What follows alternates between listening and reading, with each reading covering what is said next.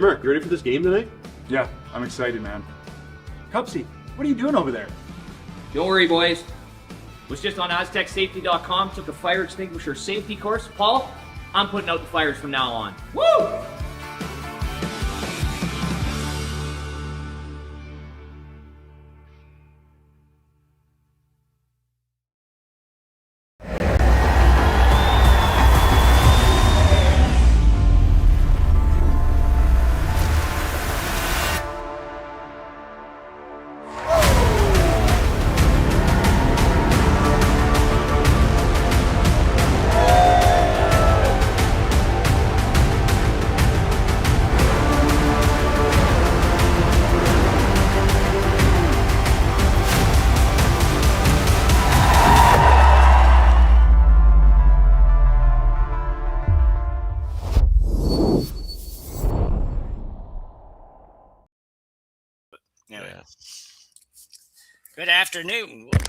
Good afternoon, and welcome to Curling Stadium, Martensville for the Martensville International.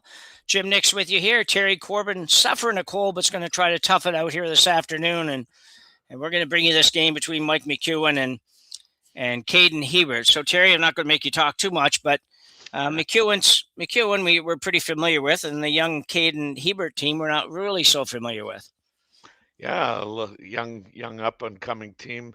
USA Curling, I think, is in really good shape. Just another product of the U.S. program. Yeah, for sure. They, certainly the mixed doubles team had a pretty good run at the Olympics just recently. Yeah. So, a couple of very familiar faces, and would normally see them both in the men's and ladies, and see Corey in the ladies, but obviously Corey, or I guess I can't do that, can I? They're both named Corey. Yeah, that's right. Anyway, we know Corey, one of the Corey, we can probably figure out which Corey Thies was in the ladies, and Corey Dropkin kind of dropped out of men's curling a couple months ago to focus on the mixed doubles, and it led them to a silver medal. So that's not a bad ending in the Olympics, I don't think so. Yeah, that I watched the final game. That was some amazing curling. Yeah, tough week for our Canadian team, but we don't need to beat that one to death. That's tough field, It's like I was watching, I think it was Kevin Martin's podcast that they have there that was interesting, and they were saying somebody had asked about, the fact they finished the equivalent of fifth, and he went down the list. He said, well, you look at the field that's in the Final Four, and you've got like the 2022 world champs, you've got the 2024, every one of them was a world champion in the last 4 years. So,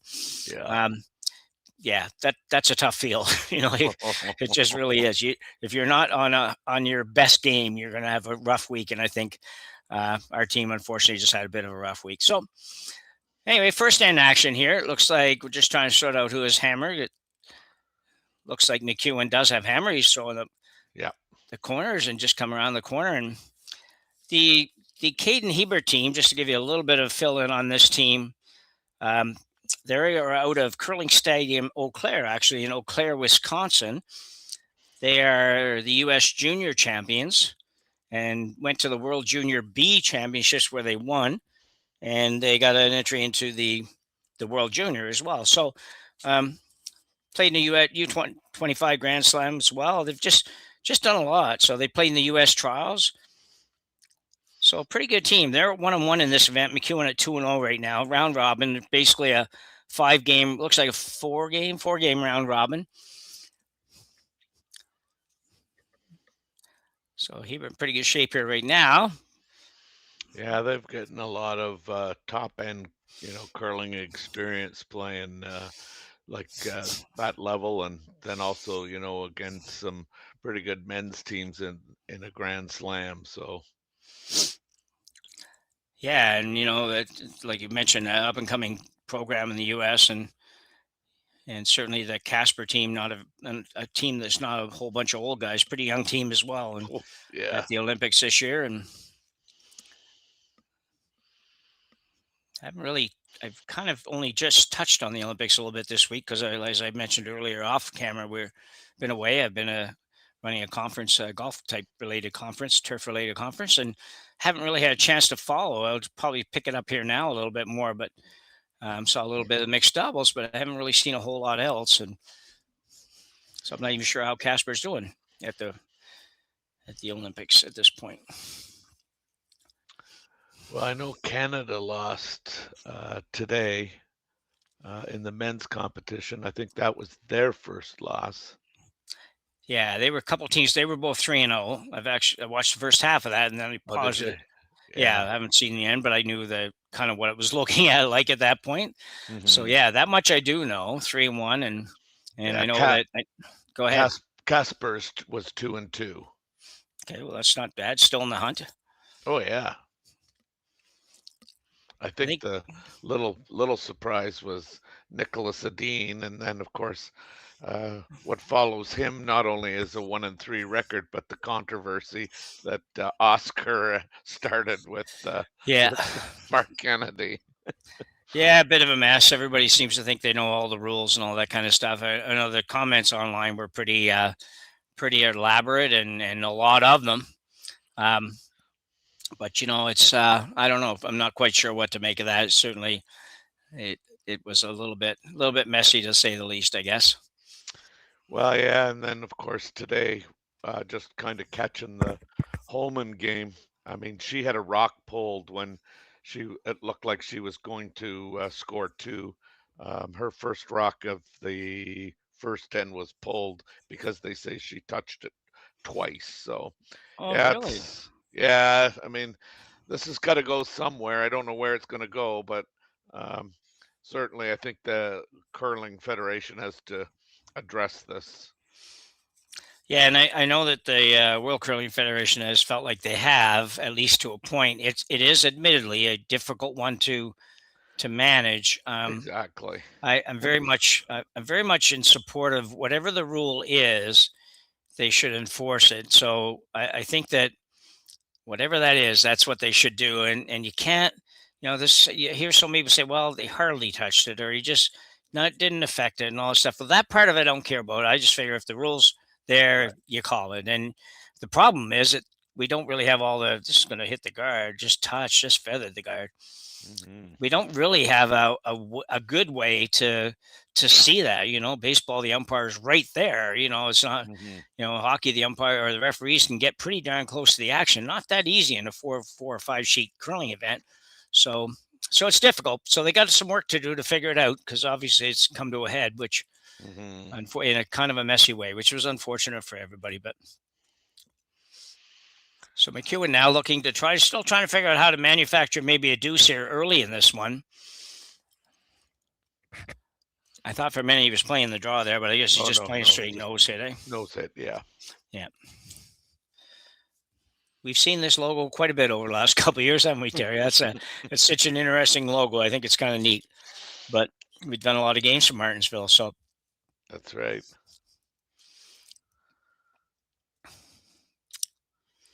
I do believe we were doing a game, and because both you and I mentioned that we've seen them somewhere along the trail, and I think it absolutely was in one of these Martensville spiels.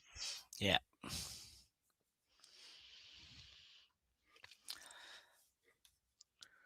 So McEwen sitting one here, but looking a lot like he might be forced to take one if this U.S. squad can manage to make 3 hits here. Third stone's Jackson Bestland for Team Hebert. Yeah.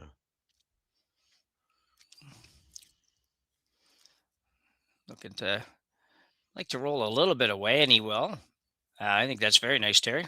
Yep, very good. I've had big crowds here in Martensville as well. I mean, I know popped in and out a little bit the last couple of days, not much, but I have been with our, our group chat sort of thing. Certainly sounds like the numbers have been very good, which is nice because it's not always an easy thing to draw big crowds for curling events. Certainly the presence of Brad Gushu, I think, is a big factor. He just draws everywhere he goes. but pretty good field anyway. Like there's a Yeah. lot of good teams in this one. So for only what is it, 10 teams? I think 10 in this teams. event. Yeah. Yeah. Yeah, there's not too many slouches there. I know one thing: I'm not winning a game if I'm playing here. I don't think so. This looks pretty good. They get shot. Second shot, even. No, Ooh, just that hurts. Yeah, a foot light. yeah, yeah. He's just looking to get number 2 there, and Yeah. oh, that's interesting. I don't know if he would play that. Sitting 2 with only 2 each to come. For a second, they were looking at both the double. Yeah. It would be a little overly aggressive, I think, wouldn't you? Yeah, that'd be way too aggressive for my liking. Yeah, me too. Trick here is what, Terry? I mean, you'd love to try not to set up a double. That'll be hard, but you at least make the double be somewhere where it's not going to hurt you, I guess. Yeah, I mean, I'd be tempted guard. to throw the guard. Yeah, I think so. I mean, I think you can afford to be, tight. Be pretty steep double on the across the house double. Sure, yeah. The only thing wrong, I guess, if you throw the guard is if you don't, if these guys will probably have it figured out, but if you don't have the line right and McEwen's able to come around and maybe just sit on or tap a little bit, you do run the risk of giving him a better chance at 2 than he has right now. But yeah, and I think I think as long as this thing's, just short of the rings, I think Mike's coming around. yeah, I think so. So maybe even on the H in Churchill there might not be a bad spot, possibly. So we'll see where it goes. Anyway, Caden Hebert. Might be pronounced slightly different. Might be Hebert, but we're going to go with Hebert because the other guy's name is Hebert that we know. I was going to say, if it's good enough for Benny, it's good enough for Yeah. Yeah. This is really light. This is really light. Trying to get it over there so at least helps a little bit. It's so far away, it doesn't really do too much, I don't think. Yeah, I don't think it really would even be in play for Mike.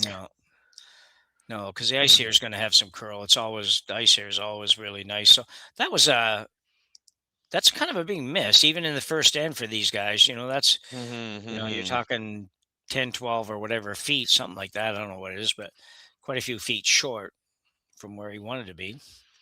Yeah, I would say you're about 10 feet, pretty close to 10 feet. Yeah. I was curling in Sydney Curling Club in Cape Breton a couple weeks ago, and I don't know what cameras they have, but they're overhead cameras on the house. Still, it hasn't distorted the house at all, which people figured it would. But and they don't have a high ceiling there, but you could see right to the hog line. It's one of the first times I've ever gone in. Really, eh? Yeah. So often in most curling clubs, including my own, it's like, oh shoot, can't see out in front of, not even as far as we have here. Here we have a lot further than a lot of curling clubs have. So that was really cool, I thought. Didn't do me any good, but I could watch the other games when we were out. I could watch the other games a lot easier. Yeah.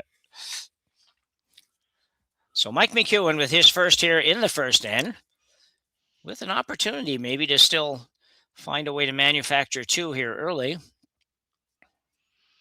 Yeah, I did McEwen's game against Meacham, and of course it came down to the last rock, and Mike made the shot. This has got to do some curling.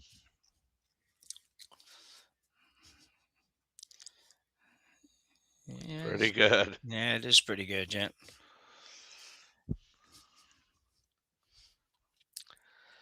Just where it ended up, I was thinking, because it was open on the intern, the yellow stone. I thought maybe he could get to it on the yellow. Yeah. To the red, sorry, on the intern. Yeah. Might be able to. Yeah, you only have to move it 3 feet.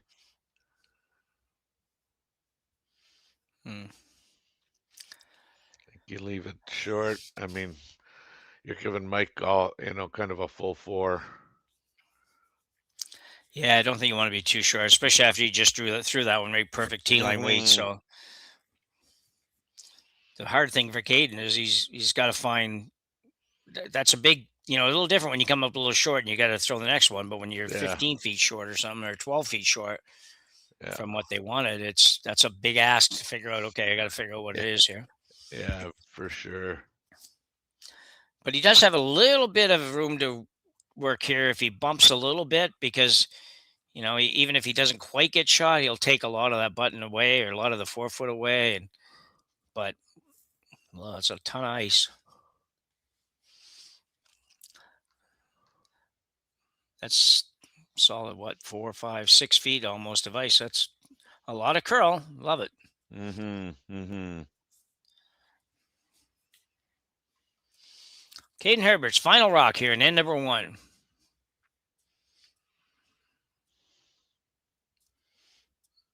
A no turn, looking to play a freeze.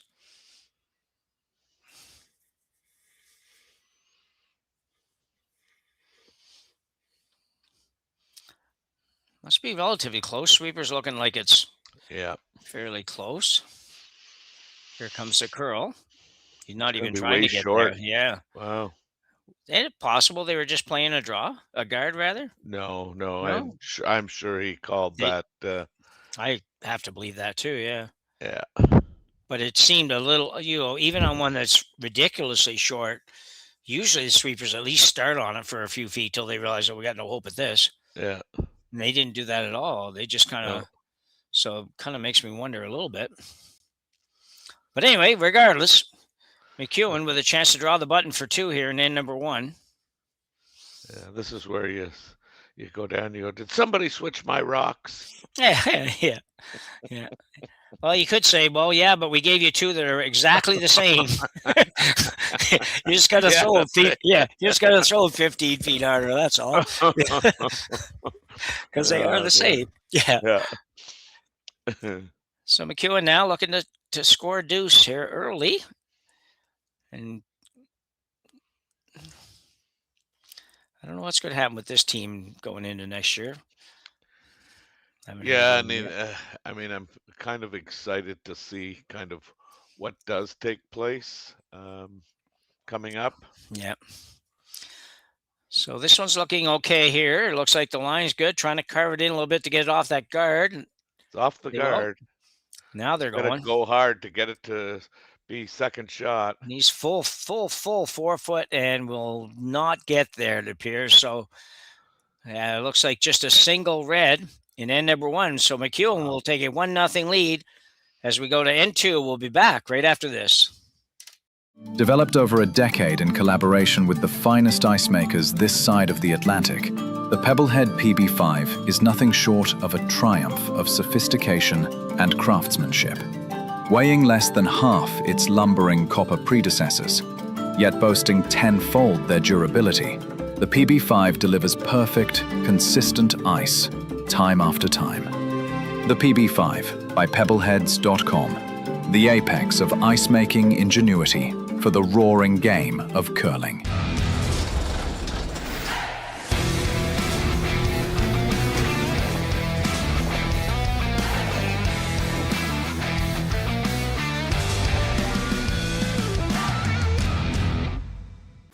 Brett, come on, man. I know Aztec's #1 for online safety training, but we really should be out here practicing.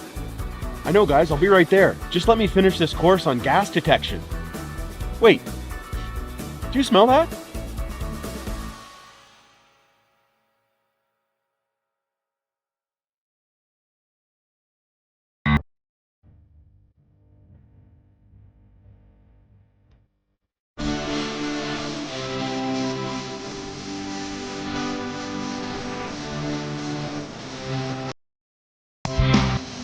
Play, it seemed like. I'll tell you the rest next in.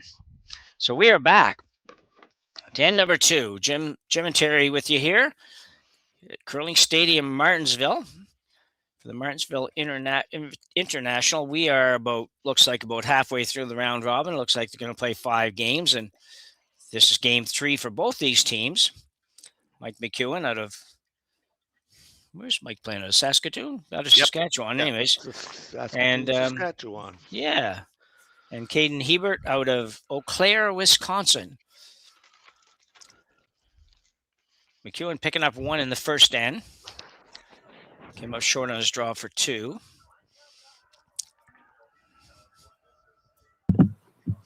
Just heads up, Jim, I did get some confirmation from Eau Claire, and it's actually a bear. A bear? Okay. Yeah. Thank you. Okay, thank you. A bear. Okay.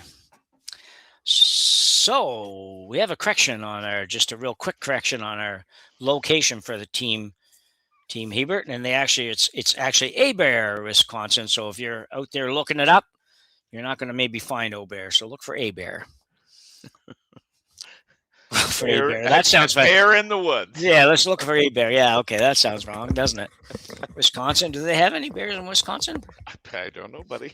They probably do. There's got to be some woods and stuff in Wisconsin. It's close to us.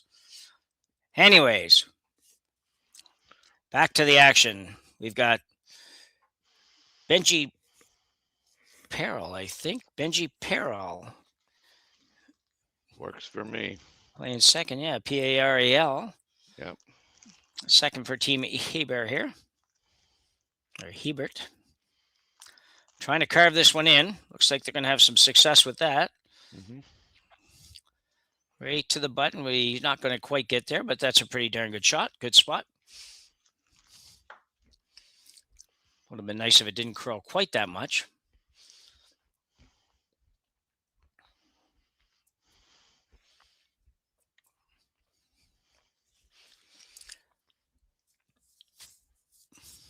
I have to give Jerry crap. I mean, we were talking about the women's curling. Canada was up 5-2, and Jerry said, "Oh, that should be pretty safe." And then I see Switzerland scored 4.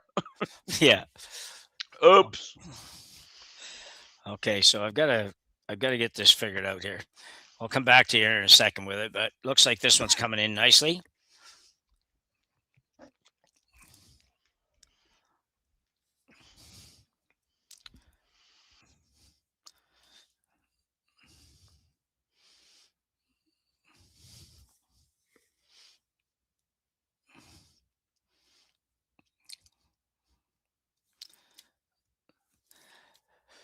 So we messed that up, Terry. I'm going to blame part of it on you for not helping me. Anyway, yeah. Is that all right? Well, we're a team, good. right? Yeah.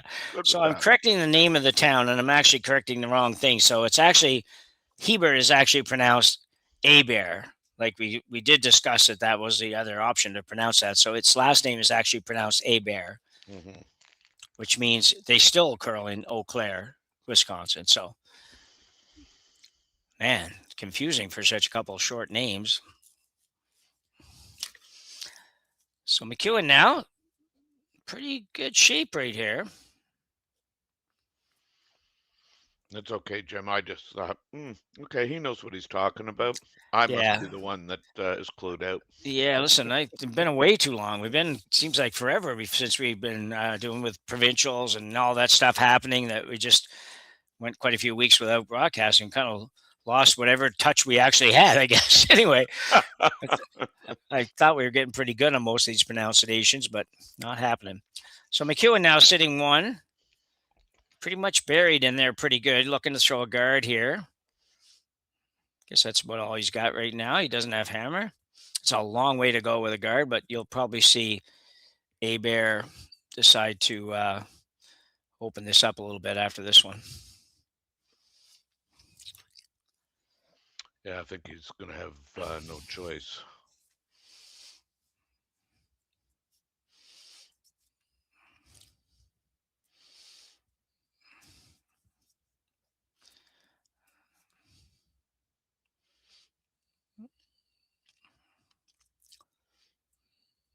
Was looking to get a little inside the yellow, but that probably does a trick.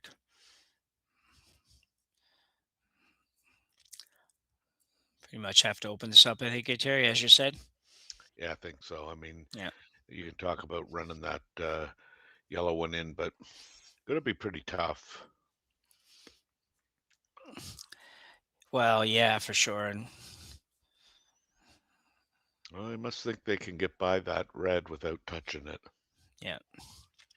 Well, the one thing about it, if you go for, as long as you make sure you don't depending on what turn he throws here, making sure you don't over curl if he's going out turn. I'm assuming then in that worst case scenario, he takes both them off, right?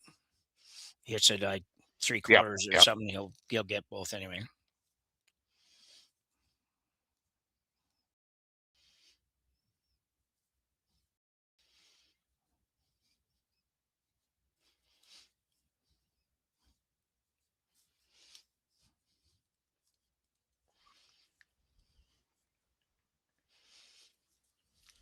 So this would be third stone. Jack or Jack? Jack Wetland. This is pretty good. Ooh, thought he was going to get that back one. Guess not. The only problem with that is you have the exact same thing up there, and it looks to me like McEwen probably will come right around one turn or the other. The good news if you're a bear is that there are 2 yellow ones in there. True enough, yeah.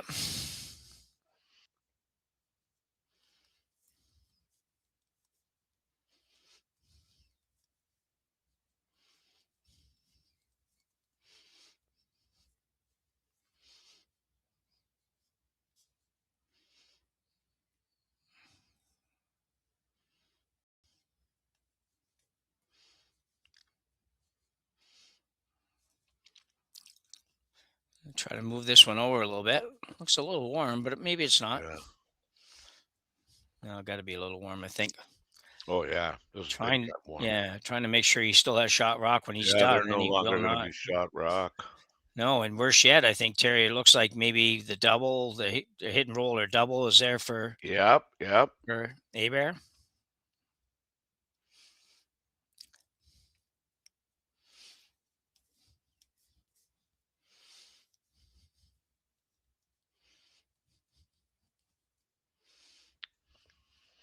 I hope Mike continues on playing. I like Mike. I like watching him play, and although I honestly don't see him sticking together with this team, but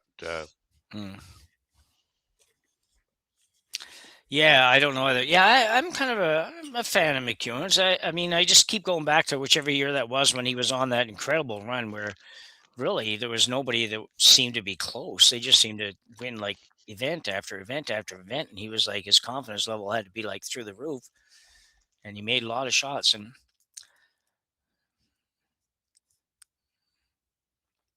so here comes.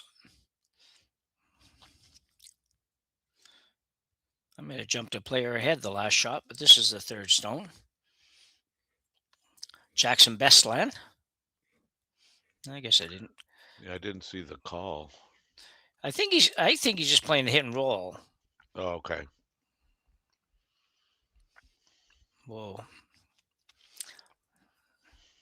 I don't know. What do you think, Terry? It's hard there because you feel like, well, I rolled kind of too far, really. But I mean, he's got to make a shot here. I don't know. I don't know what else he could have done though. Could have played the double, I guess. Yeah. Still would have been kind of the same. Yeah, I think so. Cold flash now. You would think this would be close given he's already thrown this shot and been a little heavy.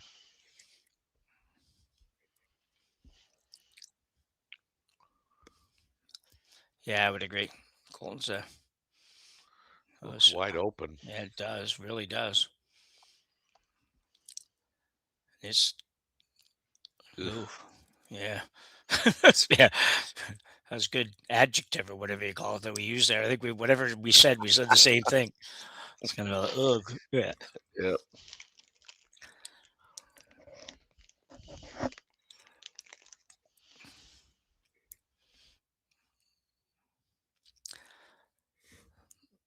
So Caden figures, well, it's working so well, we might as well just go right back in there.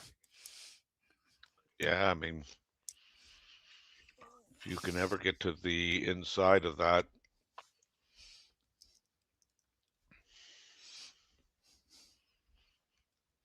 T-line weight, I don't know what Mike's going to have left except for a run back.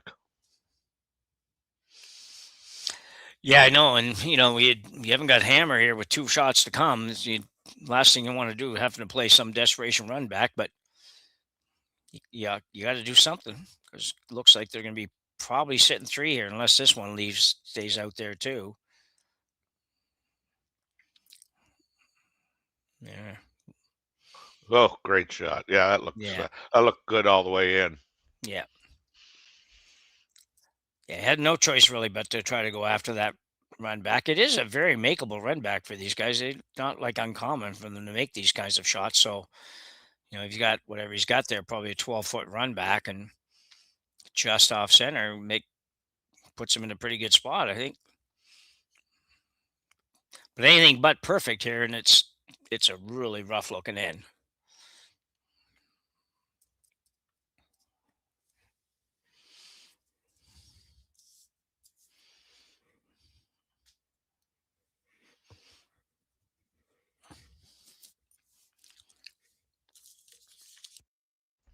I really don't see anything but the run back. No, there's nothing else but that. You're right.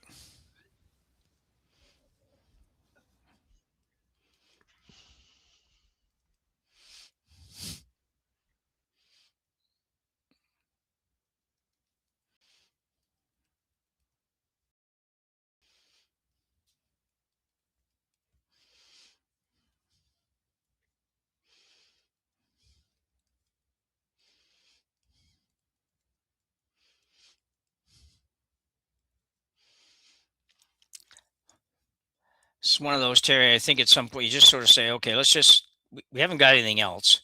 It's not going to get easier the longer we wait. So let's go up and figure out what we want to throw, put the broom down, throw it. That's kind of the way I look at it.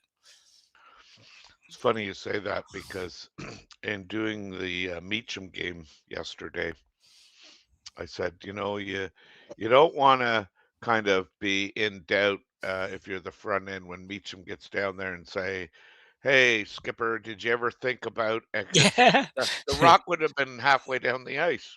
Yeah. He literally gets down, cleans off the rock, it's gone. I love it.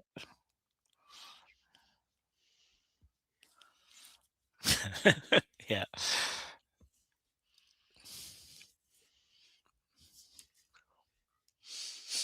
So we've got a long run back for Mike McEwen here in the second end.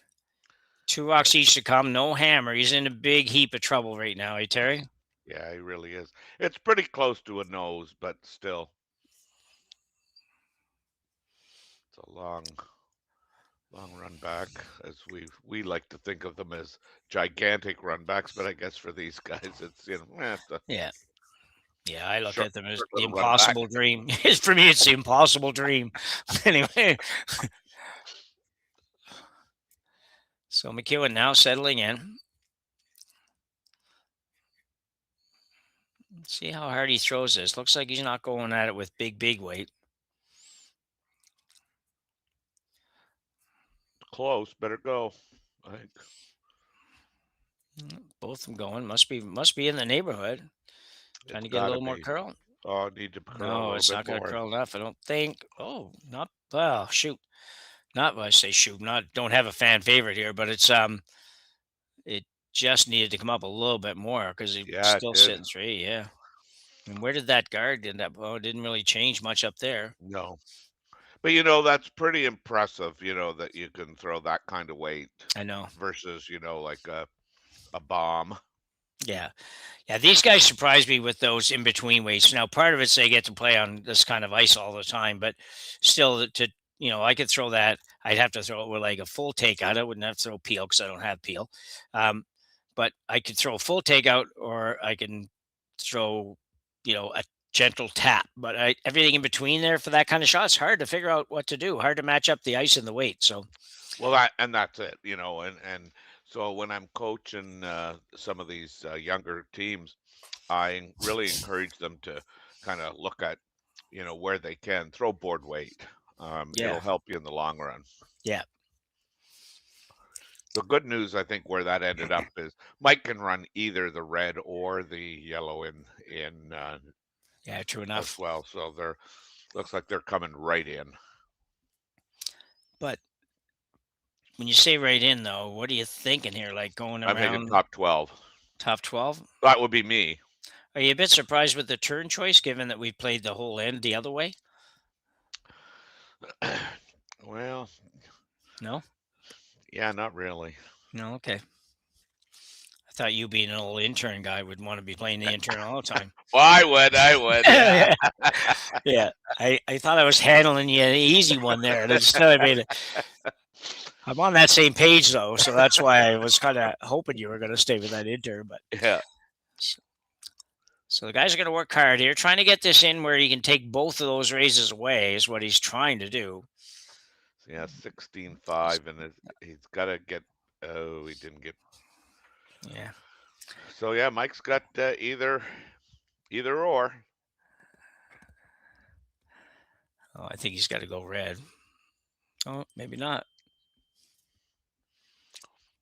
I would think the one that just got thrown, or the yellow one that's right on the center line is the two easiest shots. Yeah. Oh, I agree. I think that that's probably the case. That the far outside one's probably the best one for trying to get shot rock out of this. I would think so. Yeah. Yeah. Tell you what, if he makes this, he'd probably never getting it out. So that was just not a very good shot. So far, the skipper on this team is struggling a little bit to kind of come up with anything. His first two shots in the first end, I'm not quite sure what they were doing on the second one, but didn't really do much. This shot didn't help at all.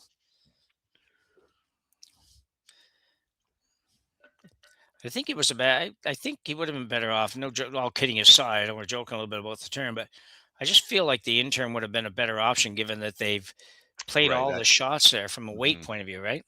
Yeah. Yeah, and you never know. Like you might have been able to come around that red and got to close to the center line, which would Yeah. have taken maybe both away. Well, that's kind of what I'm thinking. I was thinking that Yeah. I feel like that's what he's trying to do anyway. And I just thought, why go with the one that might be a little more of a guess? Why not go with the one you know? This will have a little bit more weight on Yeah, it. for sure. Yeah. So McEwen now with a real run back type weight shot. Will he get there? He's got to get on the right line, and he will be Close. pretty darn good. Yeah. That's more than pretty darn good. Yeah. Yeah, that probably scores. I don't, I Yeah. jump on the gun a little bit, but holy smokes. He's going to take a great shot to get that out. I don't know where he's going to go to do that. To me, Neither do I. what would he do if he wanted to try to run the red? That would be scary, though. Just draw, maybe. Might be able to move it over. I'm not sure by playing that run back on the red that you can hurt yourself, can you? Well, if you run it back and you go, Oh, you just miss that yellow on the top. Yeah. You could give up 2 or 3, probably not 3, but could give up 2 for sure. Yeah.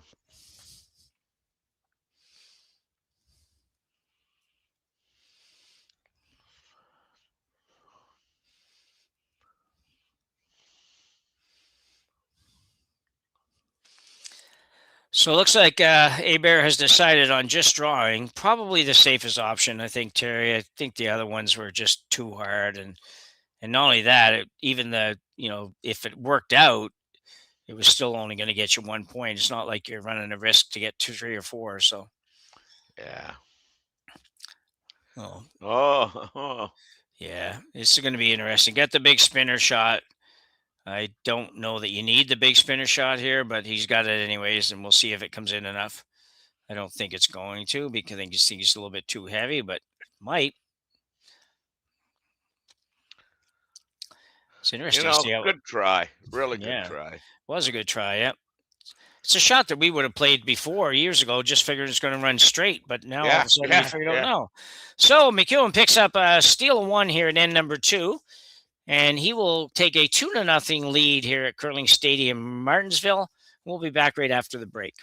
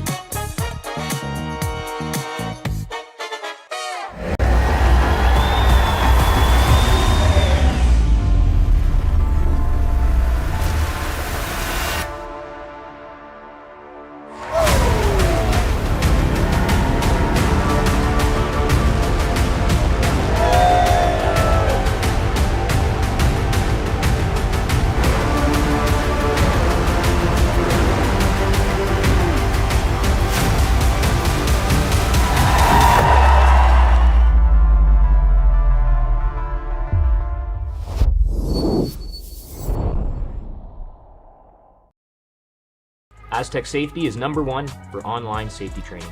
Aztec Safety is the proud sponsor of the Aztec Safety Challenge, the #1 event on the World Curling Tour. And Aztec Safety has been a proud sponsor of Team Jacobs on our quest to represent Canada at the Olympic Games.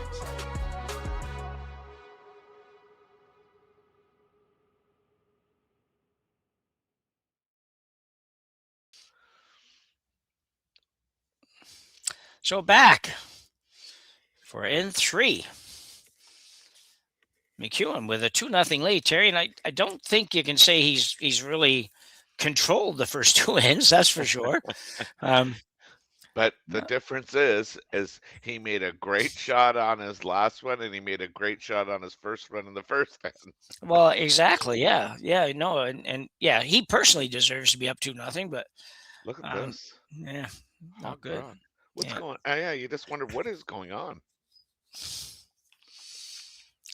Oh no, I have to get out to watch here maybe in a few minutes, but I don't think it's that heavy. I think it's just No, it isn't. I got 16-5 on that one that just ended up short. Oh yeah, okay. Well, that's quick enough. Yeah.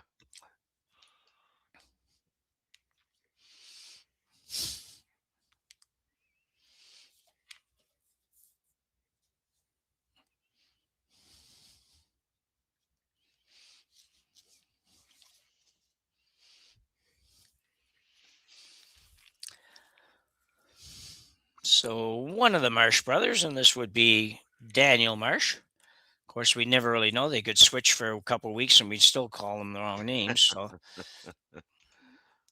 next year, I think there should be a rule. You should have to wear something that lets the announcers know who's who.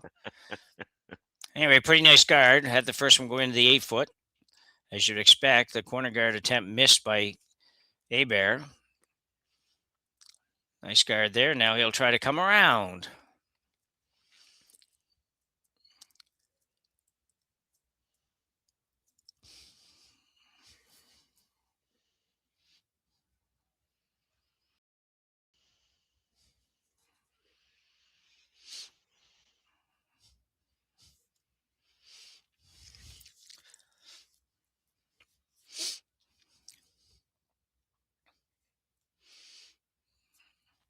So it must be closer weight. Trying to get a. Oh, he's just going to the top. I thought he was coming. Well, I think he was trying to come around, but that's not a horrible spot, I guess.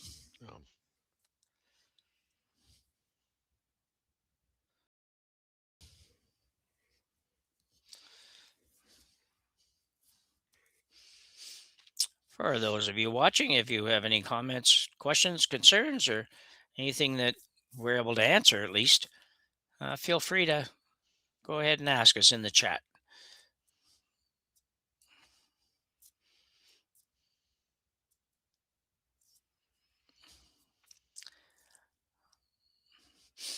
So the other Marsh brother now, we got Kevin Marsh will play this one.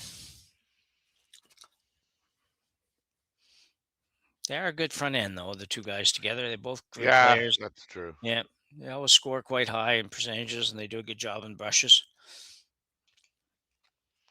There, I got 14-2 on that. That's probably a little heavy, I would think, isn't it? No, that's going to be okay. Good. So, nice speed, not a lightning fast speed. I often wonder, Terry, that, when we watch TV and we get times like 14.5, 14.6, and this is just my own little question from a theory point of view, is that, our ice clocks at that kind of speed, but it sure doesn't seem to be the same speed that you see on TV when you get that kind of number. And I'm wondering if you have any thoughts as to why that would be. I honestly don't. I always look at like gliding, like so our ice right now is like super fast. Yeah. And it's because it glides so good. Yeah. And we're not getting that in the middle, that slushy thing where it just grinds. Like they're still kind of moving at a nice speed. Now I'm amazed that it's as quick as it is with the curl that we're getting. Yeah. But Yeah, I don't have an answer for that. Yeah, but you know. I feel like you almost did. Because I kind of feel that same way. I think the difference is that, it, and I don't even know if this makes somebody from a science point of view could tell me I'm out to lunch or whatever, but I feel the same way. I feel like the ice for whatever reason has more glide to it. So even though you don't throw it necessarily harder, it goes a little bit further. So from the hog lines in, I think they just have more glide and more as a result it goes further than what ours would at our club, for example.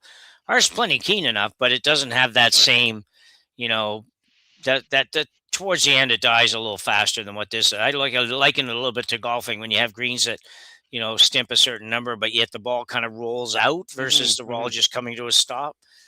I mean, I don't know. That's my own thoughts, anyways. Yeah, no, I hear you there. Most of the trouble, I don't have to worry about putts now. I can't seem to get to the green, so like used to be able to get to the green pretty regularly, and I was always like 12, 14 handicapper or something, um, but I could get there, but I just couldn't get there like and make birdies and eagles and stuff like that. But now I just can't ever get there. It takes too many shots, so I just packed it in. Don't play anymore. Do you not? I rarely. I do play every now because of my job. I'm around the golf Yeah. club, golf community, so I do play a couple of times a year usually, but not very often. Oh wow. Yeah. So McEwen has Hebert in a little bit of trouble here early, but we're just second shot, so got some time, but Hebert might have to find himself bailing out of this a little bit too. They don't seem quite invested here. It feels like, I don't know, I'm not here, we don't hear them, but it just seems like there's a little lack of energy or something here with these guys. They're just kind of not quite making shots they need to make, so that might be a bit unfair. I don't know what's going on. I really don't. Like that's not even close. No, I mean that was done before it got halfway. Yeah, that's really odd. So yeah, I don't know. Somebody would have to tell us or inform us what the heck's happening. That's a lot of rocks that came up for a game like this in third end. We already had three or so hogged rocks and a couple, two or three others that aren't even, we're not close to where they're trying to go. Yeah, I was just going to say, was that 2 or 3 hog rocks? But I think it is 3. Yeah, I thought it was, I don't know. I could stand to be corrected, but it's certainly me too. 2 for sure, and probably 3, 2 in this end. So yeah, well, and Caden came up, so short on that first end on both shots. Like neither of them was close. No. So second stone, Benji Pavel. I don't know how you pronounce that. Paral or Paral, yeah.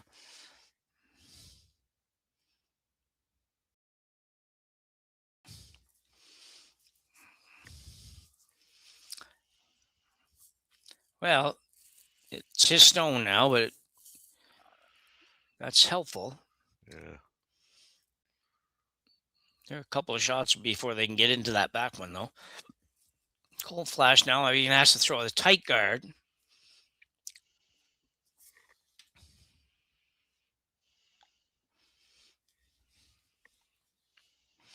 Colton's played just about every position at the highest level. He's played second stone for a while. With Cooey, they skipped his own team at Saskatchewan, went to the Briar, I think.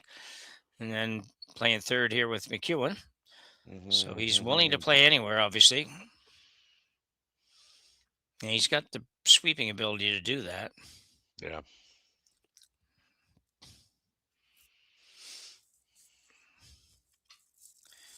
Yeah, that's really odd. We're just back to that hogged rock again. And, when that doesn't happen, which is most of the time, to be honest, the rock does seem to be gliding pretty well. I got 15.5 on that too. So that's, again, that's a 14.5 to the tee line. So that's pretty good. What's he going to do here, Terry? Well, I mean, I don't know how you can leave what's there. Now, I suppose you might be able to get to the intern. Using the intern, you might be able to get to that yellow shot that is in the full 4, but I don't know that you can tap it and move that red. Yeah, far I enough. agree. Yeah, I think you got to blast this open Yeah. and hope it works out better than for them. So better for you than them. But right now, you gotta give yourself a chance to score here. You gotta make sure. Looks like it's over curling. Well, it was a weird weight choice in my opinion. Yeah. I think that I don't know. I just feel like you got to throw some heat in there and move some rocks around. But anyway, having said that, he is number 2. And he is number 4, so. But I don't know how he ever turns them into 1 and 2 sort of thing. But Ooh, I'm a little surprised there, but I think Mike was looking, if they slash the yellow short one on the center line into the red, whether that'll clip that yellow one going by. can he though? I don't know if that's don't there. know. Looking at it here, it looks like I don't think that he can get the yellow on. Oh, you mean like he'd have to go yellow, wouldn't he? No, I think you can go yellow red, but hit it on the real high side. Like almost on the H. Okay. Yeah. Yeah, maybe. Yeah, it looks like he's going to guard that side up anyway, so Well, he's yeah, a little bit concerned about that. We're coming right in on the side off, one of the two. Yeah, this is the shot I think that makes the most sense to me.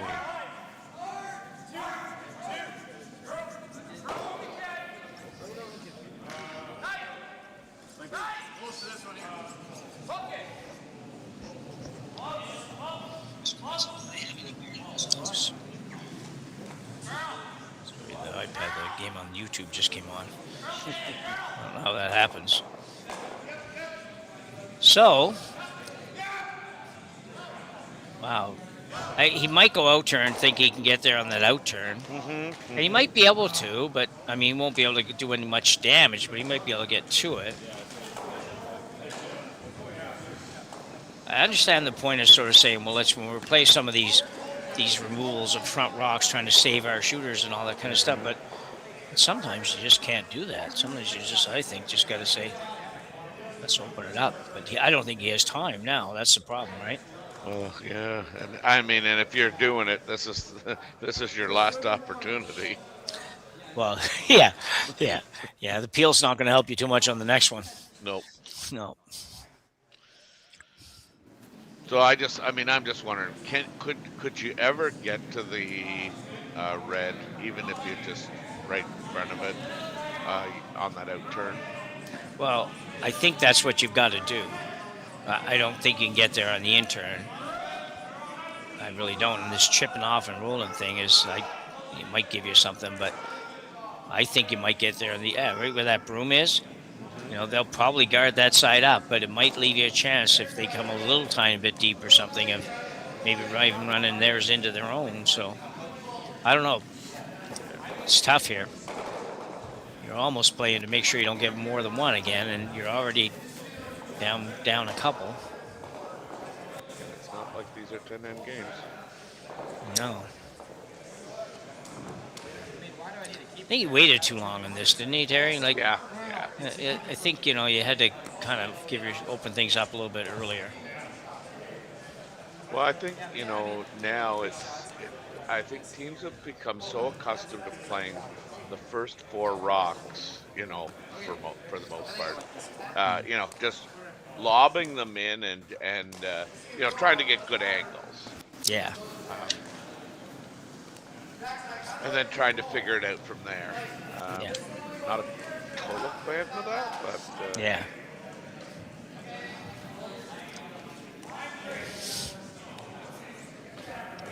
So Caden Hebert now looks like he's playing the yellow on the red on the yellow on the yellow on the red shot.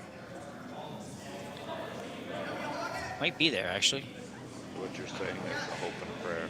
Yeah. Nice delivery. I don't think he's got enough weight for all the rocks that I think he has to hit. Maybe. See what he does. He got the first yellow on the red, but he missed the other one. Really probably wasn't quite enough weight, but that might have been exactly what he's trying to do. I'm not really sure exactly what he's trying to do. I think he wanted to keep something around that he could use on his next one. But Mike probably, would he ever take a chance to come right around here somewhere? Or would that be just silly, maybe, Terry? Well, I mean, I think, you got to watch that you, if you're coming in, that you don't leave it out there where, they can kind of make a slash double. Yeah, because we've all done that where you have the end kind of locked up. And you say, well, what about if we just come in here, and then all of a sudden they've got a shot that they wouldn't even have had, and it might be for two. Who knows? Yeah, and I always do the old. Somebody said the best guard is second shot, and then after you throw it, you go, no, it's not. Yeah. Well, I meant second shot, but not there. Yeah. Yeah, because when it works, it really works. But. Yeah, it's like that scenario when you, as long as we played the game a long time where, you get sometime. I found last weekend when I was playing, I got a little cranky with some of our guys because I'm like, holy jeez, you guys, ice a little heavy, but get it here. Like, you got to get it here. And then what do? I come up, I get in a hack and say, boys, don't worry, I won't be light. Guess what? I wasn't heavy. And I didn't make it, so that only leaves one option. So, yeah, but it's hard to believe sometimes. You just, what happens. And, yeah, sometimes on this shot you try to say, well, let's go right in, but if it's short, we'll guard. And, oh, no, you just end up, like you say, just set up a nice, easy double and kick yourself in the butt. Yeah, well, it's like again, when you're coaching, I always tell the guys, like, pick a shot. Like, I don't think it matters whether you're looking at coming in on top of it or whether you're going to play the guard. Just pick one, and that's what we're playing, Yeah.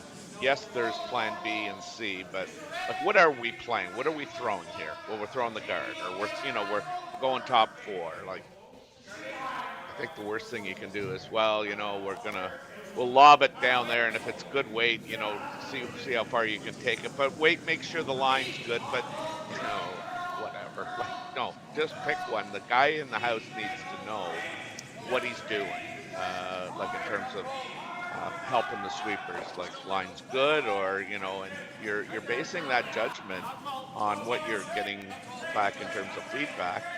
So. Well, yeah, I think it's could do what they wanted it to do. They just, I think try to take that long raise double or whatever way. So, yeah, I think that's why I've never been a big fan of that term tolerance and trying to getting people to understand tolerances. I'm kind of like, are you not just saying, don't make the shot almost that you're trying to make because you can't afford to be one way or the other? It hasn't been my favorite thing. I get it, and I think the best players in the world can do that. But for most people, if you start thinking like, well, I can afford to be, I'm trying to draw the 4 foot, but if I'm light, I'm okay. That's not an easy thing to do. You might as well just say, well, we're going to play it light because that's probably where you're going to be. Yeah. Well, and I mean, I just remember Graham McCarroll, and we're talking about a world-class curler in his day, but I can remember hearing something, well, what's the tolerance? There isn't one. You make it. Yeah. That's a good one, yeah. No tolerance. Yeah. Why are we talking about tolerance? Just make the shot. Well, but I do get the whole concept. I just find, especially with the younger group that you're coaching at times, when the first thing that comes out of your mind, well, the tolerance is short. Yeah. Well, guess where the rock is? Yeah. It's short. Yeah. So I don't really know what we're looking at here for Hebert. I think when they first looked, it looked like they were thinking if they could slash that the yellow that's at just barely biting the 12 foot there on the right-hand side on the overhead as we look at it, and hit it thin enough, they might be able to go across their other yellow and yellow on the red, but that's pretty tough. This is just about as tough. So I don't even think whatever shot they're playing here is there. I don't think it's there myself, but we'll see. For their sake, it would be nice if it is, but you better make sure you don't take your own out here because you could end up giving up a bundle. Tolerance here is just don't give up 4. Yeah. So So interesting call here. It looks like it's going to be about a triple or something raised takeout. I don't know. He's not throwing it very hard. So maybe I'm wrong. No, I think you kind of called that.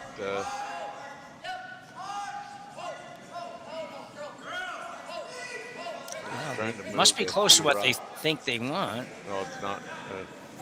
They were trying to, I think, hit that yellow one that just at the top of the house there. Yeah, Like and then said, said something. Okay, yeah. Bang, bang type of deal. Yeah.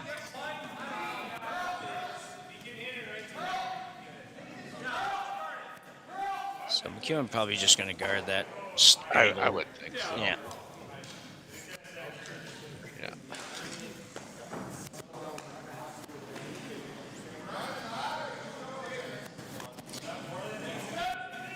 Usually the trick on these shots for anybody that's out there that's wondering is taking off ice just doesn't overcurl, because so often this shot overcurls and you don't end up guarding it, where you can leave, you can be a foot and a half to the left and be pretty good left of where you're thinking.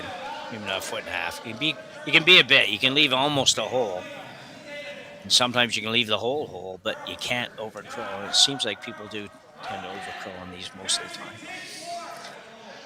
Well, and again, just watching a lot of people, especially on the, really swingy ice, they don't look at the possibility of, in this case, would be, playing that out turn across the center line and blocking it off that way. Yeah.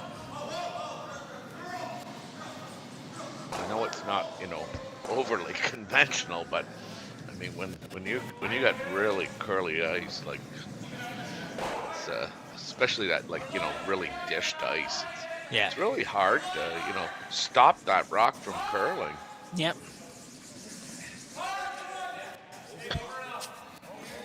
Well, he got it over. Yeah, I don't think he changed much. No. Maybe. Because I think to make the shot that yellow, red or something, you got to be able to throw a little bit of weight at it. I don't know if he can get enough of it. Maybe he can.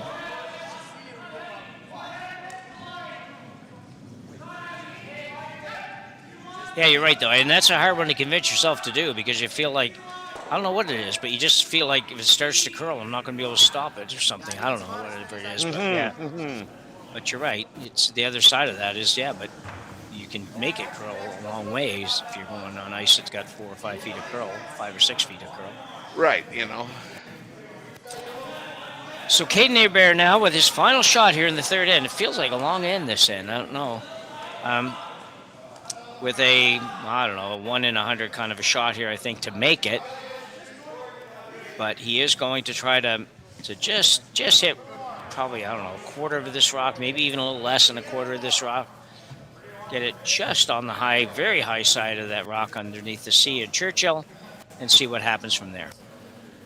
Yeah, I think he has to hit it awfully thin. Yeah. He's got some weight on it anyway.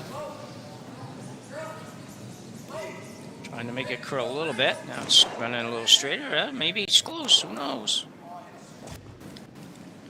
Yeah, it was so thin.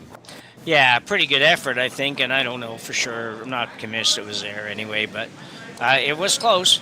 But end result, he gives up another single to Mike McEwen, and McEwen now with a 3-0 lead after 3 ends of play here at Curling Stadium, Martensville, and we'll be back right after the break. Who knew after 20 years in real estate I'd have to make silly videos for Instagram and come out behind a tree? Stu, we need to do this stuff. Why can't I just door knock into open houses like I did in the old days? That doesn't work anymore. Okay, so it's because I'm sitting here behind a tree. Come use us for real estate.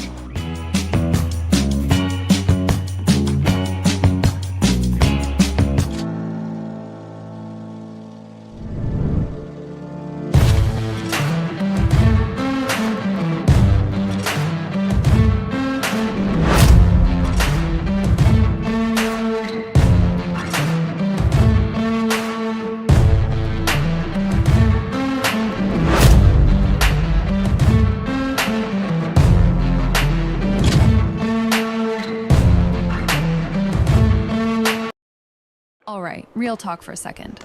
If your snack situation hasn't changed in years, maybe it's time for an upgrade. The Chocolate Lab makes legit chocolate that's worth paying attention to. That's it. Back to whatever you were doing.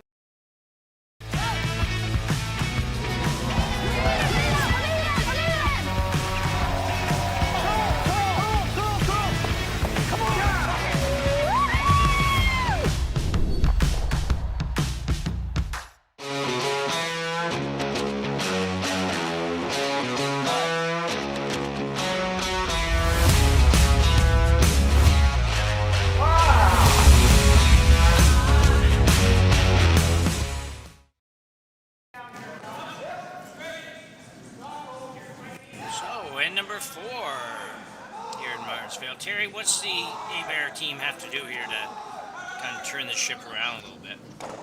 Well, I think they really have to stop playing this this game that I think Team McEwen is much better at playing. Yeah, you know, yeah, go ahead. Yeah, which is you know, a lot of rocks in play, knowing angles, knowing what weights to throw. I mean, I like this a little better, you know, corner guard. I think ignore that go around. I don't know that you need the double corner, but I mean. Yeah, you know what? I feel a little bit the same, Terry. I was just saying that's kind of why I asked, because I was kind of curious if you'd say that. I felt like as the ends are getting more complicated, they're getting, you know, they just aren't quite. No disrespect at all, but not quite maybe at the same level as McEwen and those guys are in that situation. Not that they don't have the shot-making ability, it just doesn't seem like they're managing the ends well when it gets messy.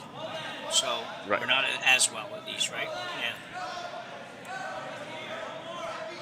Because obviously they're very talented. They all throw the rock very good, so they have the ability to play that. It's just it takes a long time to kind of get to be good at that.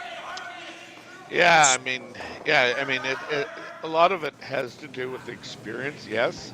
But, I mean, when you're struggling, too, I don't think the last thing you want to do is make it complicated. You know, it's different if you're brimming with confidence and you feel like, you know, you got T-line weight and things aren't an issue. But, I mean, it's been obvious to me, anyway, from the start that, I mean, this young man has been struggling with his weight, and I mean, maybe that's why he's tried to, you know, in his mind, maybe even simplify it, get in there where all he has to do is throw guards. I don't know, but I just know that, you know, what he's doing is not working right now. And, So a really nice shot there, though, from Kevin Marsh as he came around that guard really tight. Had to be really tight. Just snuck it by and dug that rock out that was behind the corner. Now calling for a second corner guard again for Team Hebert. I'm with you on that. I'm not convinced you need to have the second guard out here right now, but whatever. He's going to give it a go, and probably saw him come by that first one pretty tight, but the rock wasn't perfect behind the guard, so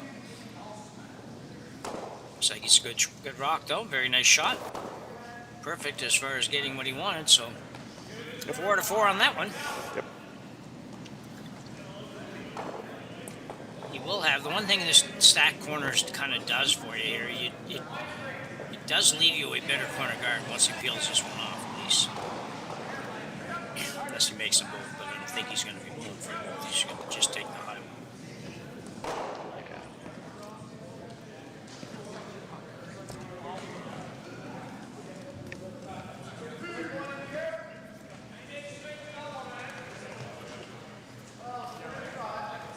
So do you go now, Terry, or do you throw another guard? I think I'm going to go in. Me too. Around one more time, anyway, for sure. Yeah.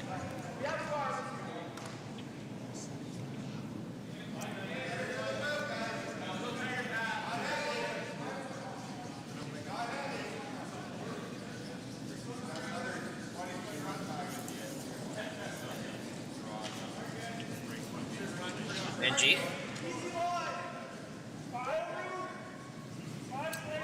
Carroll throwing his last in there in the fourth.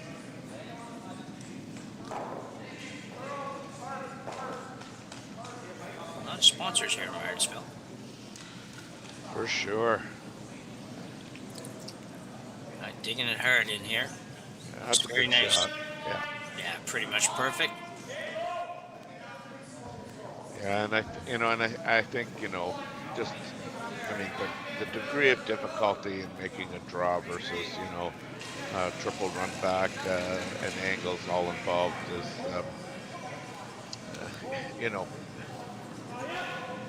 I don't even know what word I'm looking for. It's just so much easier to gain a little bit of confidence in making a shot.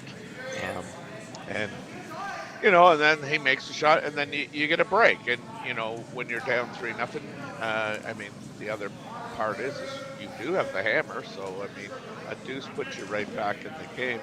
But, you hope to get a little bit of a break here, and they've got it. And, let's see if they can kind of just generate a deuce here. I like potentially going in around it again. Yeah, a couple of options here. You can go right around, as Terry mentioned, and so it looked like they were at least first talking about playing. They did suggest maybe they hit the one on the top of the 12-foot, try to roll behind. And then, see what that gets you. It's not awful either. It's just a little bit harder to make perfectly than the draw.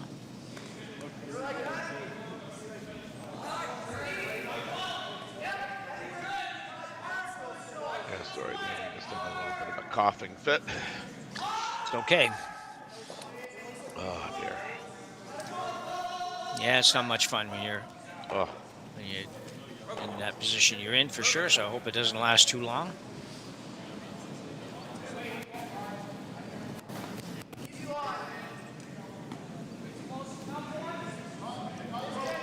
Are you done for the day, or you got any more games, or are you done for the day? Oh no, I'm done for the day. Okay.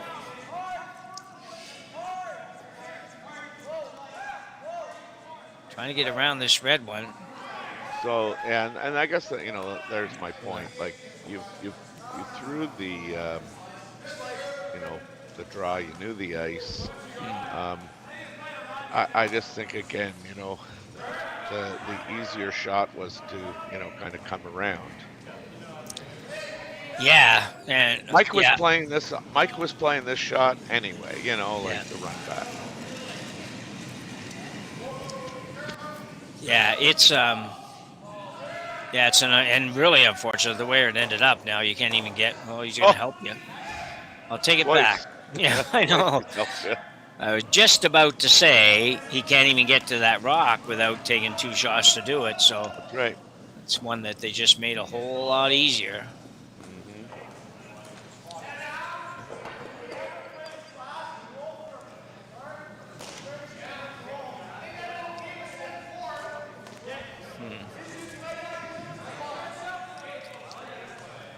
Yeah, unfortunately we don't hear them because they're interesting. They tap a lot of rocks, and it's kind of interesting to see what would happen here. Going to play in the draw, maybe. Playing the little chip and roll off the top yellow is an option. Hitting the red one that's in the house is an option, although you will probably leave a fairly easy double if you play a hit. So what do you decide, Terry? He decided that he's playing that draw. I mean, Mike's probably, given the fact that he's up 3-0, is going to hit the open one, I would think. Yeah. Yeah, he's prepared to give you 2, so you have to keep that in mind, I guess. So, but more importantly, you just got to make shots here. I mean, I feel like I'm being very, I was going to say complimentary, but again, I don't, just nothing's working. No, that didn't end up in a very good place for him. So McEwen's going to play the little hit and flop. First reaction, you'd think, well, why don't you just play the double? And he could. He's going to play the double, and he still might be playing the double. He's kind of got the ice that works for that, too. So he hits that yellow that's in the 4-foot first, just by a little bit. Either one, I guess it's probably It's not really much danger of putting it on your own here anyway. So the good news for Hebert is he will have, it will have a decent shot at least when he comes up for his first one, pretty much no matter where this goes, unless Mike plays the inside hit and flop, and I don't see him playing that, but he might. Yeah, well, Mike.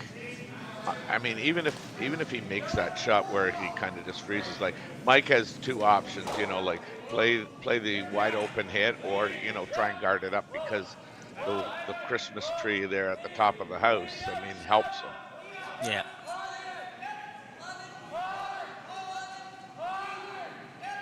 And that's what he's going for, yeah.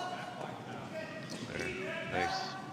That is a great shot. Actually, that's a better result than I would have gotten, because I probably would have played the double on that.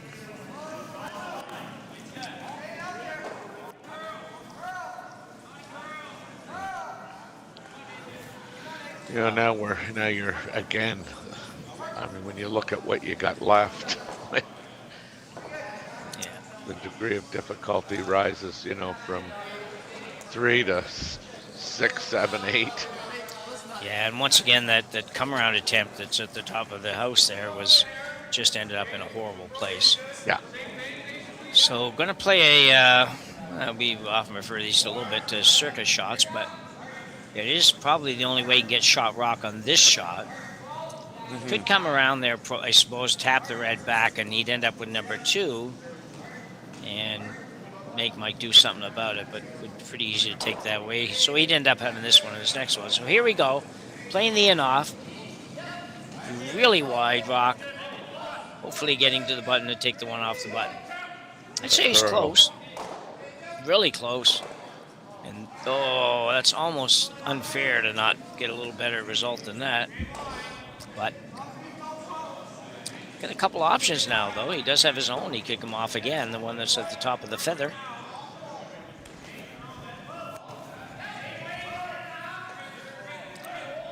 McEwen pretty much has to hit something here, Terry, right?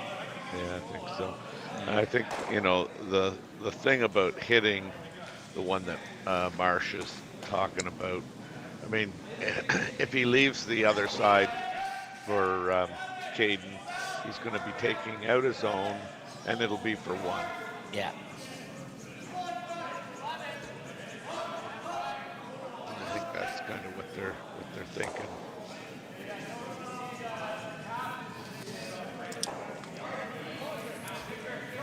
Yeah, I think, it's a good point. If there's anything wrong with this shot at all, it's just if you happen to ever hit it right on the nose, right, you probably leave him a real good chance at a double for the 2. So the other thing too is, if Mike rolls it but doesn't roll it far enough, it might be an even easier double. Yeah. But again, as you mentioned, I think Mike doesn't want to give him 2, but at the end of the day, with the hammer, I think if Mike had to give up 2, he goes to the second half of the game thinking, I'm up 1 with the hammer. Yeah. Well, I'll tell you that he could roll out on this shot, and it would be a really, really difficult 2 for Hebert, because then he's got to come around and tap it out. Yeah. That'd be pretty tough. I think that's a good point. Like you can actually afford to hit and go out, which is maybe what he was doing. I think it is. Yeah, I think he was playing that all day. Yeah, I think you're right. Question is, can he get there on that? That's not going to drag to there. I know that. Okay, not sure what he's looking at. But I'm wondering if he's trying to sort of figure, can I get enough of the drag effect on this to hit the red? But I think it's just too sharp of an angle. I'm thinking like that. No, I don't even think it's close, personally. And he definitely, from everything I see, he definitely no way to go by and hit the red on the red. So I think you're either coming off your own for 1, or you're drawing for 1, and coming off your own for 1 easier. He's going to play this. It'd be interesting. We'll see. He might prove us wrong, but or prove me wrong at least. I don't think this is there. It'll be an out turn with a little bit of weight.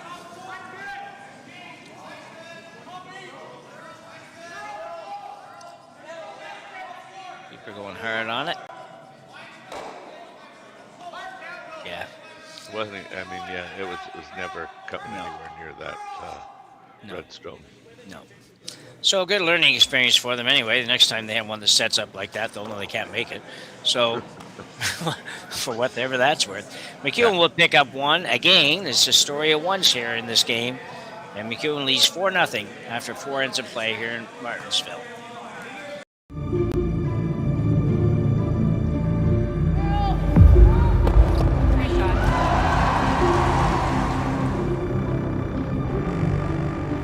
Yes. Throw in. Whoa. Oh boy.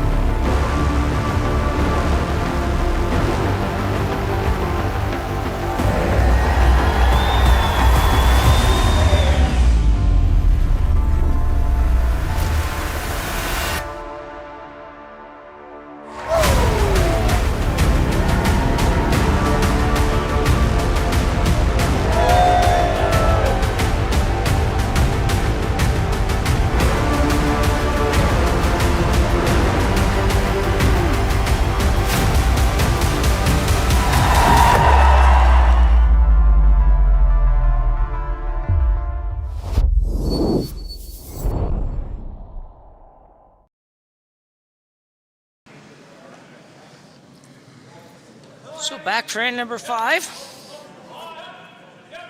Team Hebert out of Eau Claire, Wisconsin. Very young junior team, trailing 4-0 here, trying to find a way to break this series of ones that McEwen keeps getting.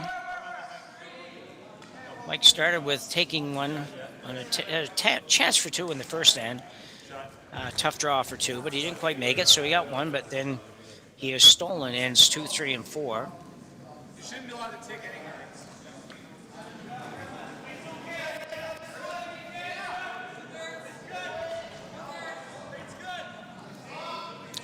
A little bit of discussion about what they are able to do or not do with that rock that just got removed from play.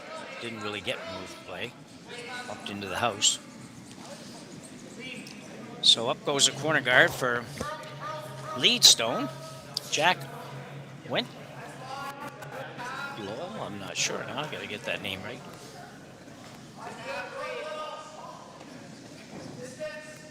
I think that's Wendland. Wendland, yeah.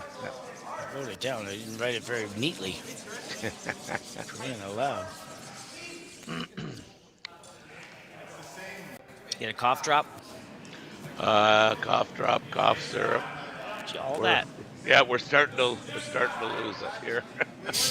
You're doing good. You're doing good.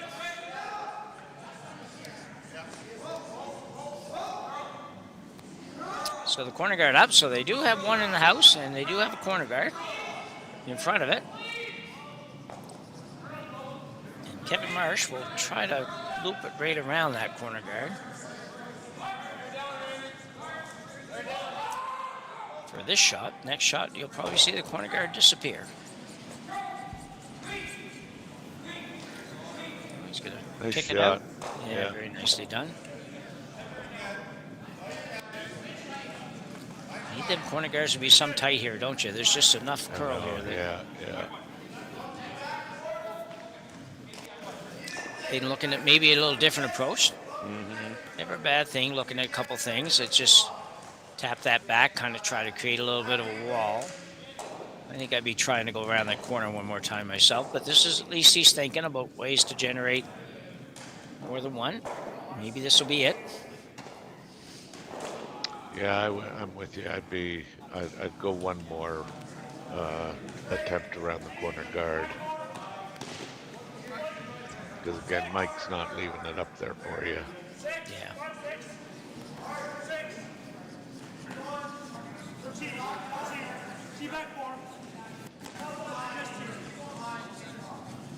Oh, we might be wrong here. Maybe they were trying to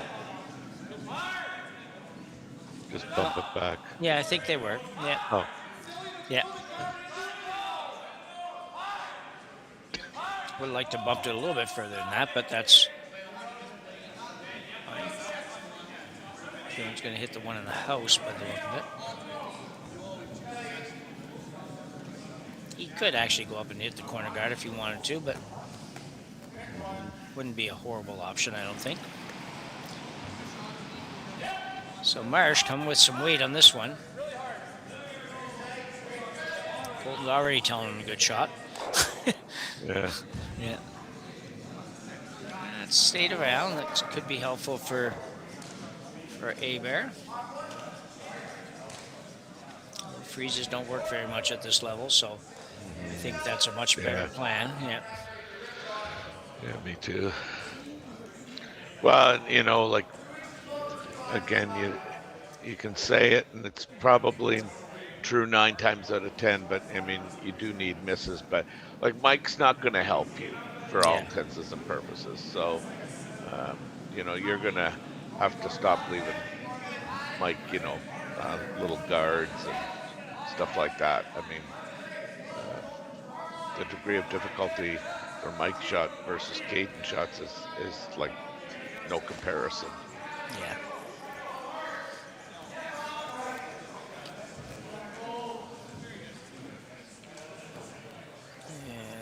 That's the problem with the freeze. It's just got to be so perfect. And even when it is perfect, sometimes they can still get it out, but got to be so perfect to have any chance of it not disappearing in this shot. I think that's going to be the case.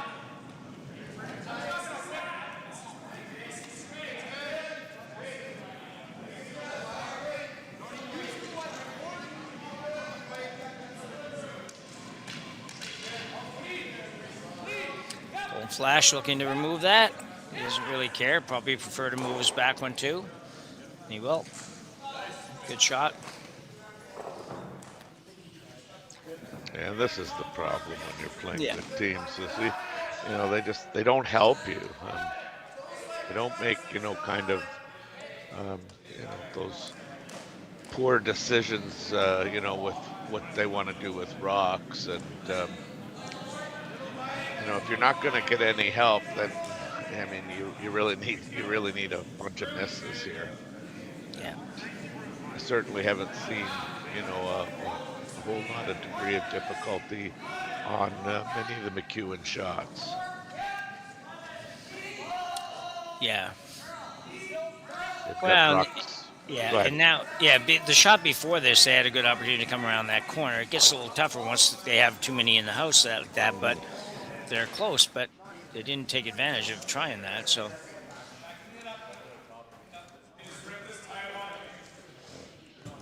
You know, this is kind of what I mean. Like, Mike's not going to help you by leaving that there. I mean, he might help you by, or Colton might help you by, you know, running it in and jamming it. But like, Mike's not going to, you know, help you when it comes to the strategy and the calling of the game. Yeah.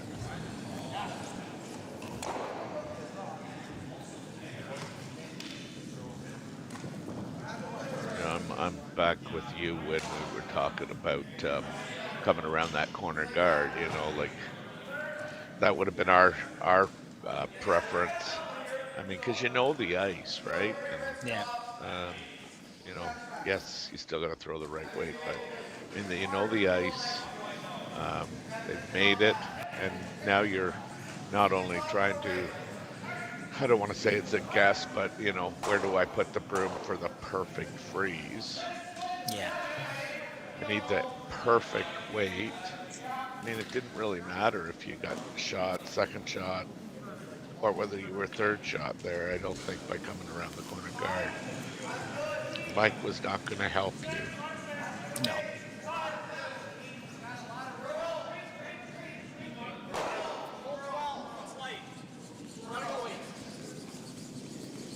He's going to have to work on this one a little bit.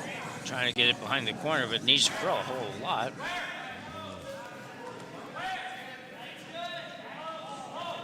I think the other thing is, I think we can safely say Caden and his team have not been at their best. No, they're obviously watching them throw the rock. You realize that, they're just they can play much better. And, they throw the rock too good not to be playing much better, but they need to break if they don't do anything else, they need to score here to at least kind of get on a different path. Then if they want to go all out to try to steal the next couple hands, then just go ahead and go. You're going to get back in it or you get out of it, one of the two. But absolutely, they've been trying to kind of manufacture the deuces here since the second end on, and probably in the second or third if you had a shot. Not that he always did, but might have been just as well off if he had scored as one and ran with that. But until they got on track a little bit. But anyway, for now, it's fairly wide open for him here. He isn't really in a great deal of trouble as far as having a real difficult last shot, except for he might be against 3 or 4. But cold flash now. I'll be Mike McEwen. Oh, yeah, sorry. McEwen, yeah. Mike's had a solid game. He hasn't had to do too much spectacular, but the times he's had to do something well, yeah, he's done it. So what you'd expect from him. Now what do you do, Terry? You might have to play a freeze now. Yeah, I think you probably do. Or do you play, I was going to say, I suppose you could play around that one on the edge, top of the tee line and thinking, okay, well, I have a double their opportunity if Mike doesn't throw. Yeah. Do you ever decide to play like the double slash roll now? Yeah, with the hopes of if you don't get everything right, then you at least can maybe blank the next end. Yeah. Or this end, rather. Yeah. I don't know. So far, it's been a struggle, so I picked the easiest shot I could here right now if I was I would too, and I want to make sure I score. Yeah.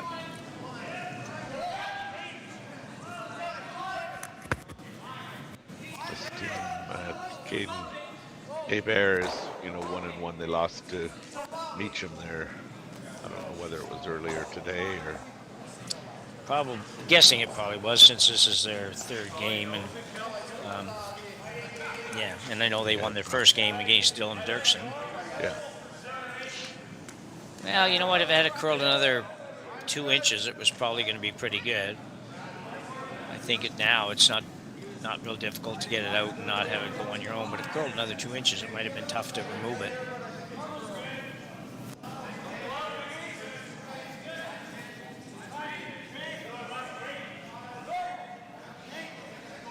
Yeah, I think you're right. Again, when you look at the degree of difficulty here, Mike, for all intents and purposes, is throwing an open hit. Caden Hebert is,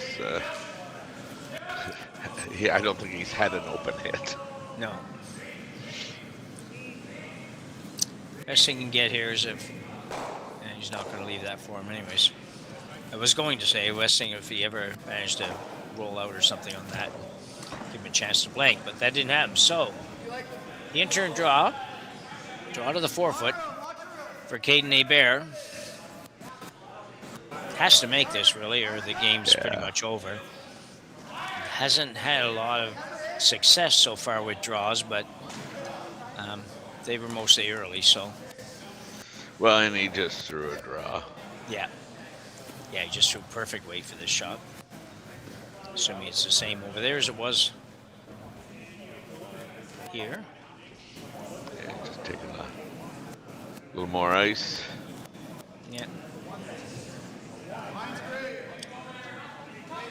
Sweepers on it. fairly hard here. Not sure the lead guy's going super hard, but that guy that's over the rock is super hard. Yeah. You need to gotta go a little further yet. Give him a little tap. So very nicely done for Caden Hebert. He will finally get himself on the scoreboard and get his team on the scoreboard. And with 3 ends to go, he trails by 3 here in Martensville. We'll be back right after the break. Developed over a decade in collaboration with the finest ice makers this side of the Atlantic, the Pebblehead PB5 is nothing short of a triumph of sophistication and craftsmanship. Weighing less than half its lumbering copper predecessors, yet boasting tenfold their durability, the PB5 delivers perfect, consistent ice, time after time. The PB5 by Pebbleheads.com, the apex of ice-making ingenuity for the roaring game of curling.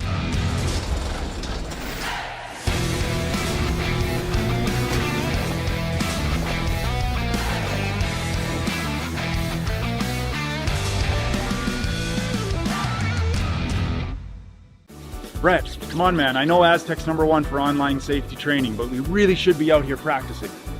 I know, guys. I'll be right there. Just let me finish this course on gas detection. Wait. Do you smell that?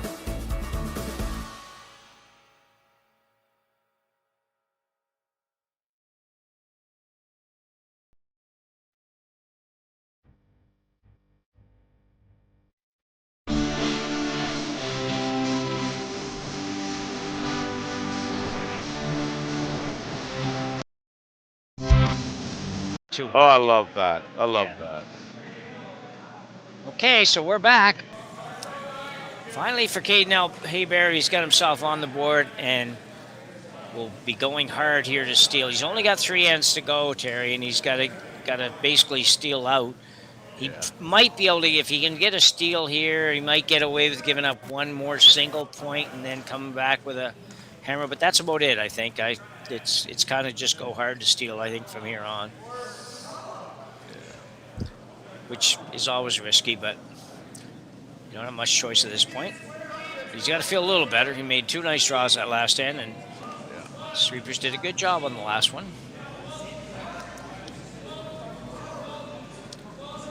So we got a center guard, and looking for another center guard. Try to make sure you stay on that center line so it can't be moved around.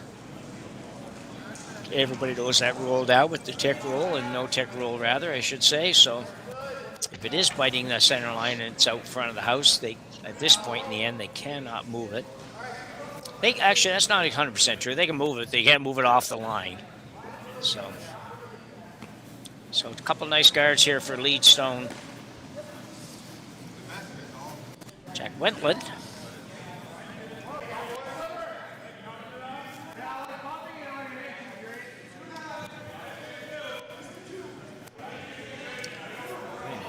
Actually.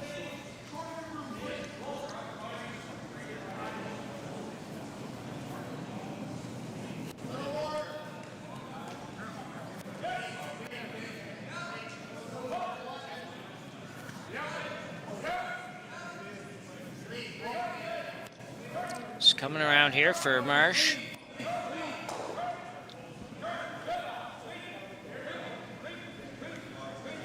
Nice shot there too. A couple of pistols, as we talked about earlier. It's this front end, the Marsh brothers on the front end, very, very solid front end. Yeah, for sure.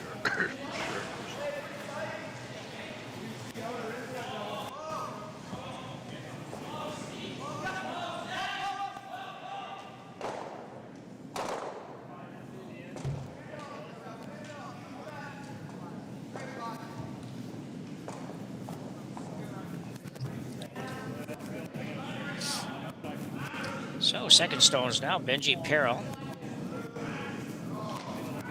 In turn, it's a little tough now. These 2 rocks of McEwen's are very, very good in there, but Mike probably not going to leave those guards up there anyway after this shot, so. This seemed to take off quite quickly. That's not good, is it?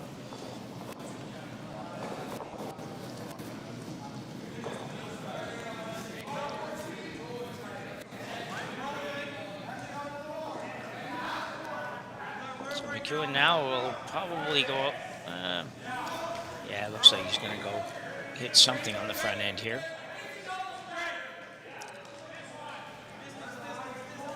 Just debating which one to hit. Try to drive it towards the one in the house, maybe pick up both of them, but that's not really super important right now. Just make sure you get rid of the top guard and don't drive it in such a way that one goes back on your own. Marsh, big weight on this. Got the log line really quick anyway. Ooh, definitely not the plan, that shot.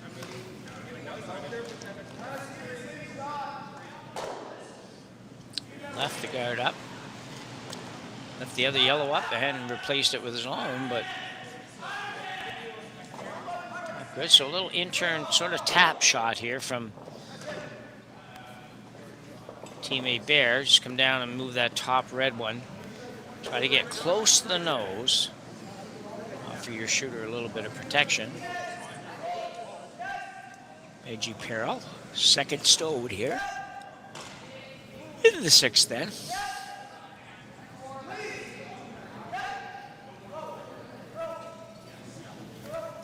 They get by that one though, and he did. That's very nicely done. Might have liked a hair more weight. Would like to maybe bump that back a little bit further. McEwen now peel his own. Probably peeling it back into the yellow to hopefully get rid of a couple. Things could go wrong with this shot, but Marsh again. Are you a little bit surprised with this call? A little tiny bit, yeah. Yeah, me too. Yeah. But that was always a possibility. Yeah. But, you know, I don't mind the situation here for Hebert now. I think would be interesting to see what he plays here. I don't think you're playing that shot.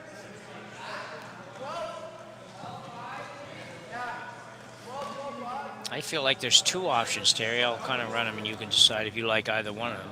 I feel like you could throw another guard up, long guard, or you could play the yellow that's by his broom, try to maybe tap that in towards the red. Just tap it in, put it in a place to be could be removed. What do you like? Either one of those or something different? I don't love this shot. Yeah, I don't either. I don't like this one.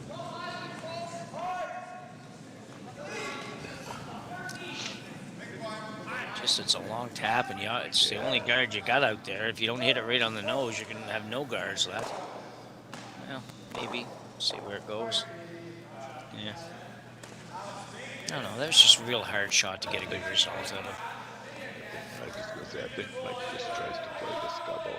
Yeah. Or at least just hit and roll. Yeah, probably, because the double's there, but it might carry a little bit of risk. You might have to get a little closer to that guard than you want to get.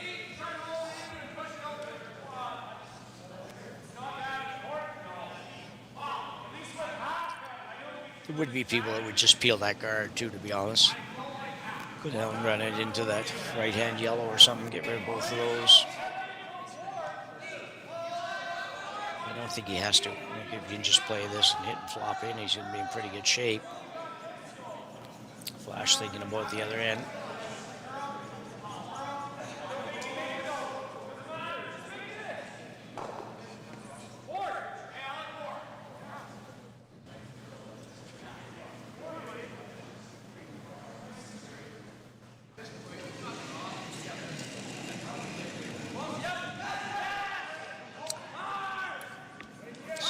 Flash for the intern, a little hit. I think it's really just a little hit and flop, I think is what they're playing here.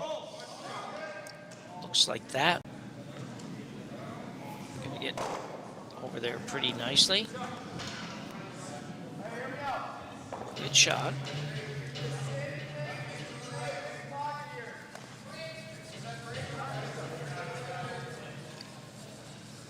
I still think the same thing. I still think I'm doing something with my yellow that's on the top of the 4-foot maybe. Trying to get it in there rather than running anything here, which it seems like that might be what he's going to do. Could get all of the reds, I suppose, on the run back. That's one thing, but much better for it you're going to be.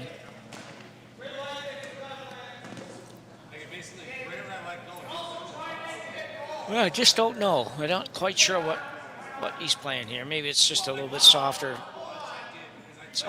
run back, if you can call it soft run back.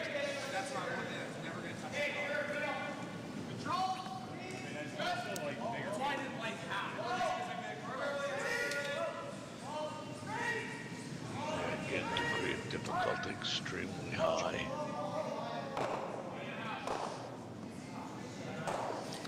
He does have a couple of yellows there.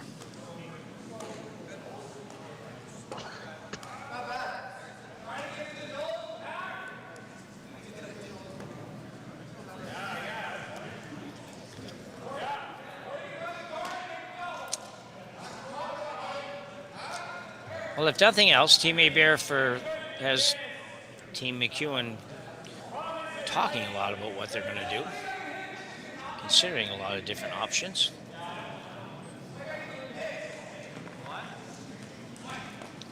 We're going to come down and have a chat.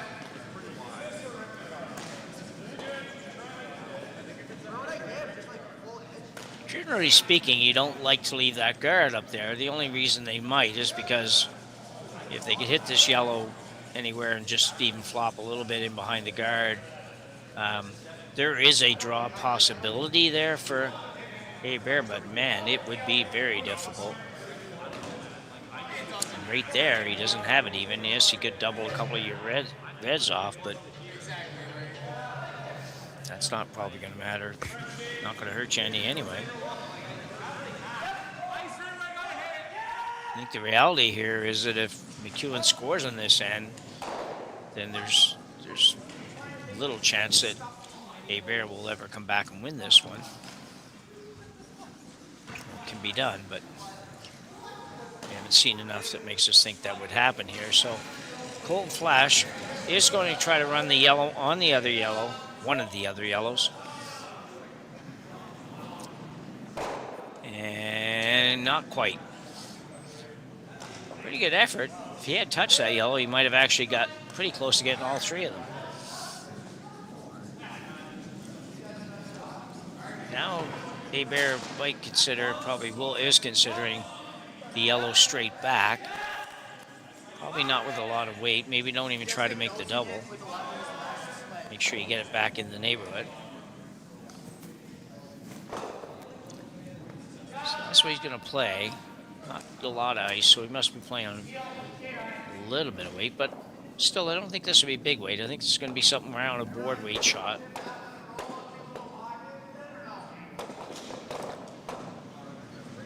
Good change on the ice read here, so they're just kind of sorting it out.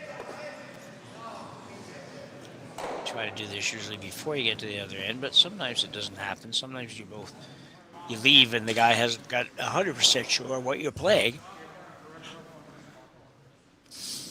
So Caden Hebert, out of Eau Claire, Wisconsin. As we've said before, upcoming junior team, very, very good junior team. Playing a nose hit here, which he will make. Not quite.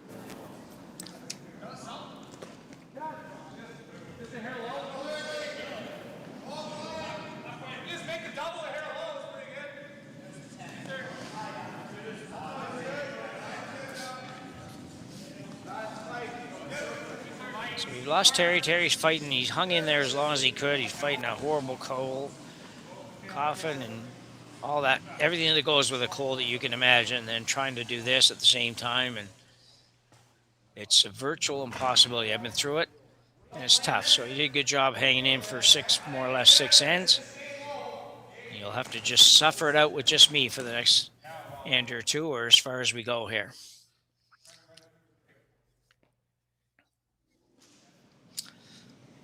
So Mike McEwen now with his first in the fourth end, or sixth end here.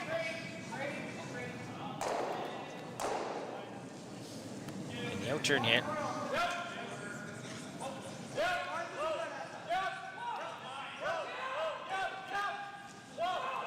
Flash on it all the way, looking to make a double, and he will. And a nice little roll. Hebert with really no option now but the out-turn draw around the top red.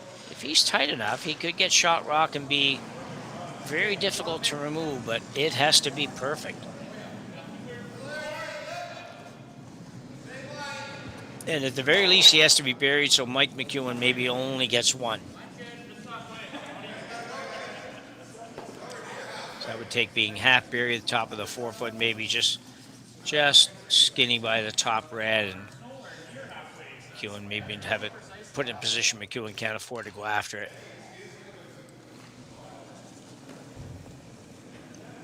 Caden Hebert now with his final rock, and then number 6. Looking to make a great draw here. It's going to take a great draw. Sweeper starting hard on it. Might have to both go. I know they want it to curl, but just sneak it by that top red if he doesn't want to rub. It's a pretty nice effort. This would have probably stood to have both sweepers jumping on that a little bit more. It's a perfect line, absolutely perfect line. Perfect line to get shot, and if not shot, perfect light to make, or line to make this shot impossible, and to make getting more than one very difficult. It's just a reminder that we are here all weekend, right through the finals here in Martensville, Curling Stadium, Martensville.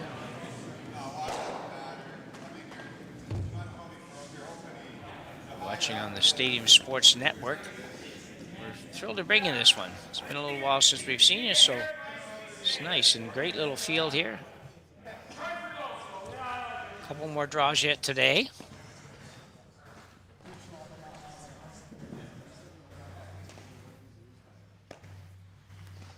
And then the finals, semifinals, and finals are all tomorrow. Probably quarterfinals too, actually.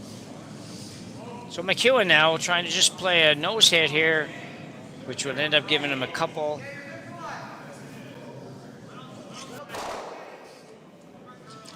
There it is, 2 reds. And that's going to probably end this one. And McEwen will end up with a 6-1 victory over Caden Hebert. McEwen, pretty solid game on the McEwen team, for the McEwen team.